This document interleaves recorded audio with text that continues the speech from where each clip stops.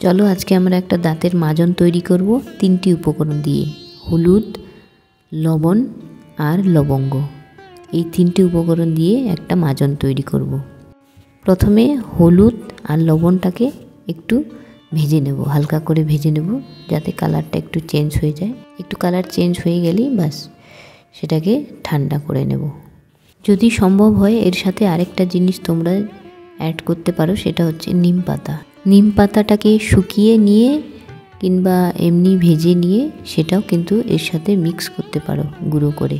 আর এই যে এখানে আমি লবঙ্গটা গুঁড়ো করছি, এখনও হয়নি, আরও করব। লবঙ্গটা আমি হালকা করে গরম করে নিয়েছি, হালকা ভেজে নিয়েছি। তোমরা চাইলে কিন্তু এই লবঙ্গটা আর যদি নিম পাতা দাও সেটাও, দুটোকেই তোমরা ব্লেন্ডারও গুঁড়ো করে নিতে পারো, আবার শিলবাটাতেও কিন্তু এই লবঙ্গটা গুঁড়ো করতে পারো। এই যে এটা হচ্ছে লবঙ্গটা আর এটা হচ্ছে হলুদ লবণ যে ভেজে নিলাম সেটা। এই তিনটাকেই এখন আমি এক জায়গায় মিক্স করব। মিক্স করে তারপর কোনো একটা কৌটোতে কিংবা বোতলে বা বয়ামে যে কোনো জায়গায় তোমরা এটাকে রেখে দিতে পারো। আজকাল সোশ্যাল মিডিয়াতে খুব দেখাচ্ছে যে সমস্ত পেস্টগুলো ঝাঁঝালো হয়, ঝাঁঝালো পেস্টগুলো দিয়ে আমরা যখন দাঁত ব্রাশ করি তখন নাকি ওটা থেকে অনেক সময় ক্যান্সার হতে পারে। তাই সবাই দেখছি এই পেস্টটা তৈরি করছে।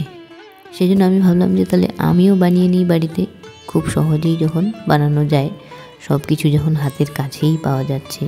আমি এই তো এর মধ্যে ভরে নিলাম তিনটাকে এক জায়গায় মিক্স করে, মানে 3টে উপকরণ এক জায়গায় মিক্স করে এখানে ঢুকিয়ে রাখলাম। এখন এখান থেকে চাইলে তোমরা ব্রাশ দিয়েও দাঁত মাজতে পারো, আবার না হলে আঙ্গুলে নিয়েও কিন্তু এটা দিয়ে তোমরা দাঁতগুলো মেজে নিতে পারো।